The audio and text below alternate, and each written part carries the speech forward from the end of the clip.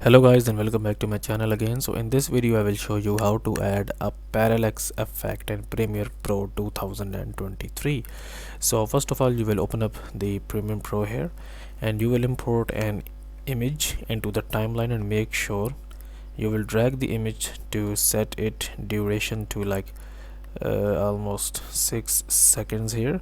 And then what you have to do, you will select the image here and change its scale to like 120. Okay, now when you select your image here, you will hold the alt option and duplicate it and get it to the top.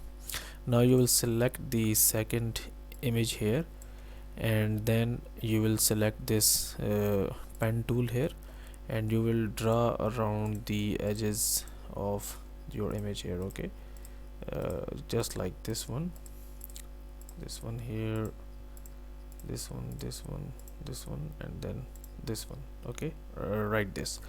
And then you have to set the mask feather to like 75 and mask expansion to like 25. Okay, and now while selecting the top layer, you will actually hit this scale option here, like this one. Okay, and then you have to move to this bar to the end of the clip, and you will change its position to 140. Okay, so it will do something like this, okay.